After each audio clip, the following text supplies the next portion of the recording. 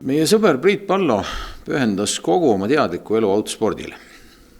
Alustas hobimehena, väga põhjaliku huviga igasuguse maailma autospordi vastu, hiljem osales ka ise autosportlasena ja ehitas aastate jooksul Eesti Autospordi Liidu ülesse täiesti nullist, sest sellist organisatsiooni ju varem ei olnud.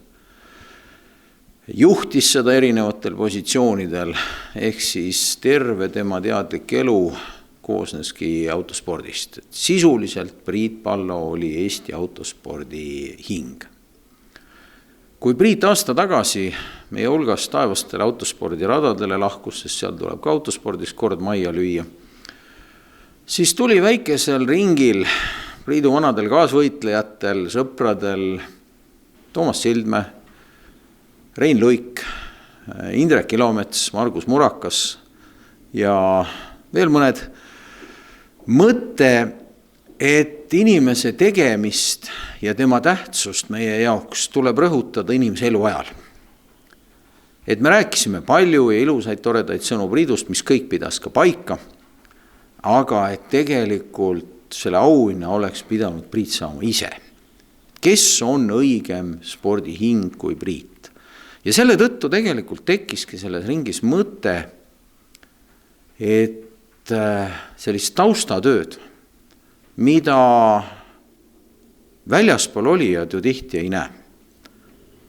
Nad näevad poodiume, nad näevad häid võistlusi, nad kiidavad seda, võistlejad naudivad oma poodiumil olemist, aga et selle taga on sadu ja tuhandeid tunde tööd, et see kõik koos püsiks, et see liivakast toimiks, et reeglid oleksid paigas. Seda tööd tegelikult tihti tähele ei panda. Ja sellest sündis ka mõte, et hakata välja andma Priit Pallo nimelist auhinda Eesti autospordi hing. Priit Pallo nimelise auhinna Eesti autospordi hing laureaat 2022 on Juhan Mänd.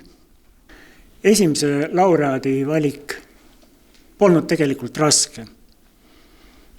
See inimene on olnud ka Priidu kauaaegne sõber, töötanud Eesti Autospordi Liidus, ligi 30 aastat olnud rallikomitee liige, tänaseni osaleb žüriide töös, parandab, toimetab, koostab, tõlgib reegleid, koolitab kohtunikke ja teeb kindlasti veel palju muud tähtsat ja olulist tööd Eesti autospordi jaoks.